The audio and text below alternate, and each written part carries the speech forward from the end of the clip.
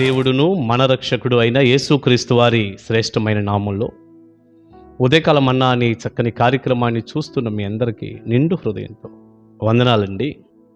దేవుని మహాకృప మీ అందరికీ తోడై ఉండును గాక. ఎలా ఉన్నారండి? దేవుని కృపలో మీరందరూ క్షేమమే కదా? మీకోసం ప్రార్థన చేస్తూనే ఉన్నాం. ధైర్యంగా ఉండండి. నమ్మదగిన దేవుడు మీకు సహాయం చేయునుగాక. రండి, పరిశుద్ధ గ్రంథంలో నుంచి ఒక చక్కని వాక్యాన్ని మనం ఇలా చూద్దాం. దైవజనుడైన పౌలు గారు రాసినటువంటి ఫిలిప్పీ పత్రిక 1వ అధ్యాయం 18వ వచనం.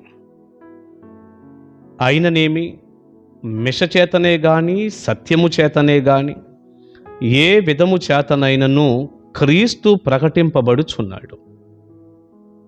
అందుకు నేను సంతోషించుచున్నాను, ఇక ముందును సంతోషించును. అందుకు నేను సంతోషించుచున్నాను, ఇక ముందుకు సంతోషించును. ప్రియులారా, ఇక్కడ దైవజనుడైనటువంటి పౌలు గారు నేను ఆనందిస్తున్నాను అని చెప్తున్నాడు. నేను సంతోషంగా ఉన్నాను, ఇక ముందుకు కూడా నేను సంతోషిస్తాను. ఇప్పుడు నాకెంతో సంతోషం ఉంది, ఇక ముందుకు కూడా సంతోషంగానే ఉంటాను నేను. ప్రియులారా, మామూలుగా సంతోషం అనేది మనకి ఎప్పుడు వస్తుంది?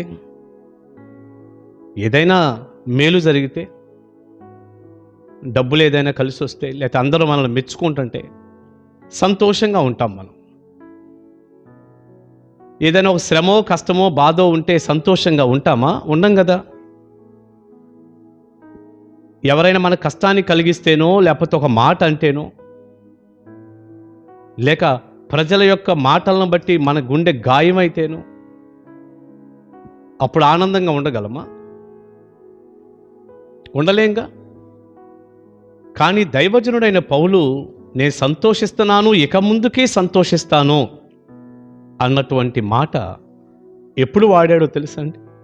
ప్రజలందరూ అంటే అనేక మంది ఈ అబద్ధ బోధకులు దైవజనుణ్ణి బాధ పెడుతున్న సమయంలో, వాస్తవానికి ఫిలిప్పీ పత్రిక రాస్తున్నప్పుడు పౌలు గారు రోమా చెరసాల్లో గృహ నిర్బంధంలో ఉన్నాడు 2 సంవత్సరాల పాటు.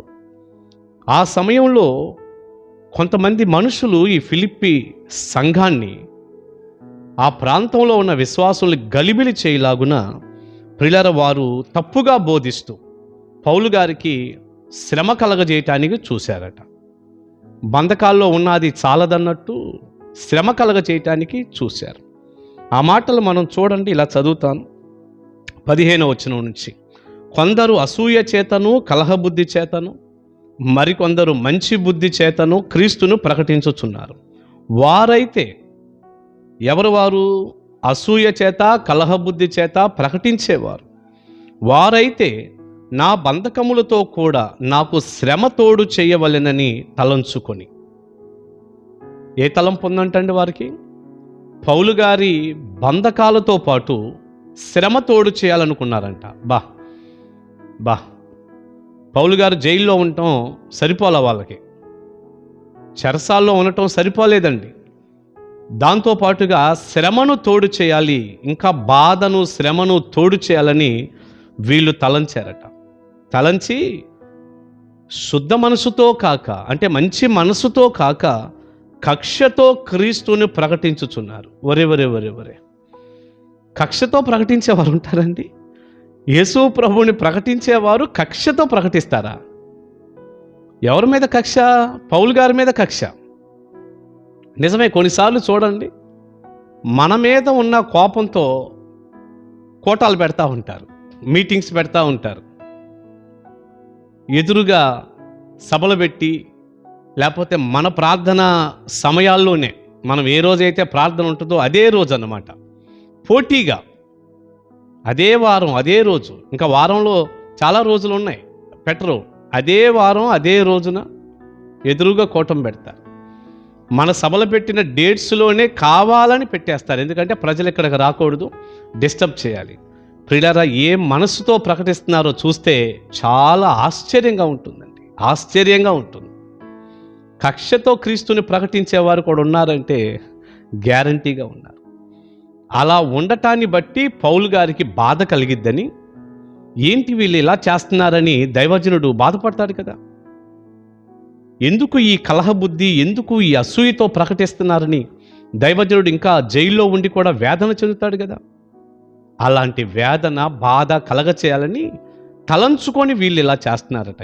ఎంత దుర్మార్గమైన ఆలోచన అండి.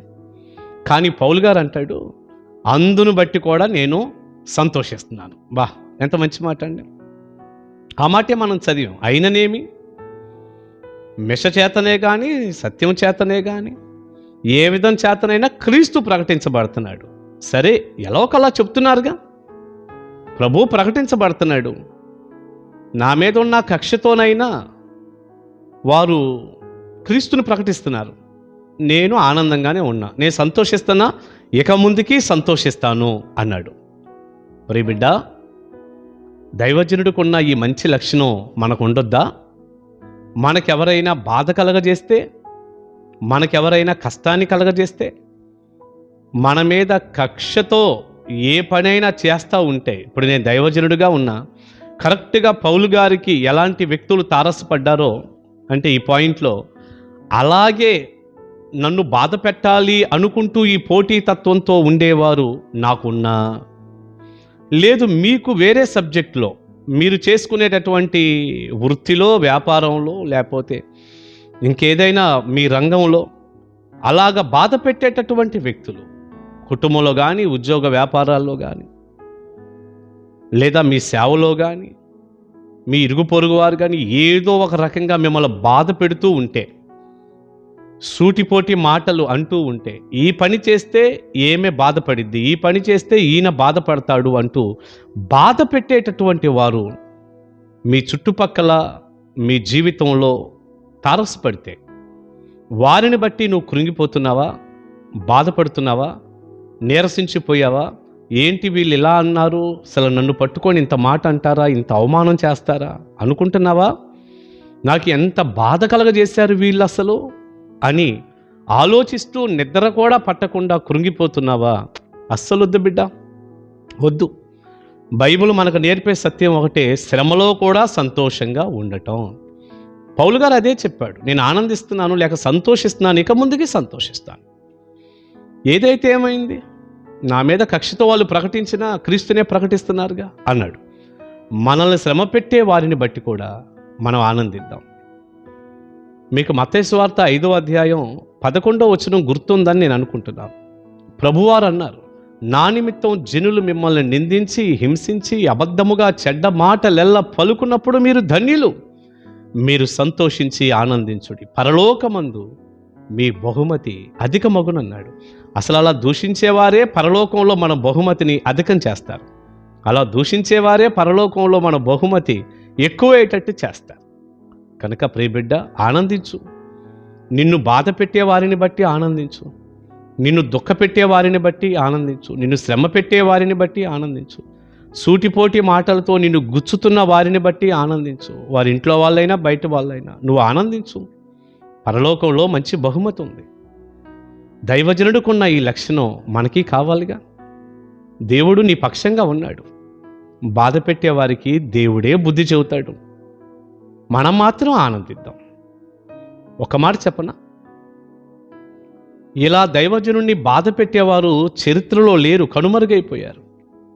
దైవజనుడైనటువంటి పౌలు గారు చరిత్రలో నిలిచిపోయారు, మనకు మాదిరిగా ఉన్నారు, పరలోకంలో నీతి కిరీటాన్ని పొందారు. మర్చిపోవద్దు. దైవ దీవెన, ఆశీర్వాదాలు నిండారులుగా దేవుడు మీకు కలగజేస్తూ శ్రమలో ఆనందించే కృప మీకు దేవుడిచ్చును గాక. ప్రార్థన చేద్దాం. పరిశుద్ధుడా, ప్రేమగల తండ్రి, విత్తబడిన చక్కని సందేశం మీ పిల్లలకు దీవెనకరంగా చేయ్యా. శ్రమలో కూడా మేము ఆనందంగా ఉండటానికి సహాయం చేయండి. కక్షతో మమ్మల్ని ఎవరేమంటున్నా, ఎంత బాధ పెట్టాలనుకున్నా వారిని బట్టి మేము సంతోషంగా ఉండాలి ప్రభు. ఎందుకంటే మీ చిత్తం లేకుండా ఏ వ్యక్తి మాకు ఏ హాని చేయలేడు. మీ చిత్తమే జరుగునుగాక. మీ చేతుల్లో పెట్టుకుంటున్నాం. ప్రతి బిడ్డను దీవించండి, వారి గుండె గాయాన్ని కట్టండి, కృప చూపించండి, తోడుగా ఉండండి. ఈ లక్షణం ద్వారా దీవించండి. యేసు నామాని ప్రార్థన అడుగుచున్నాము తండ్రి, ఆమేన్. ఆమేన్.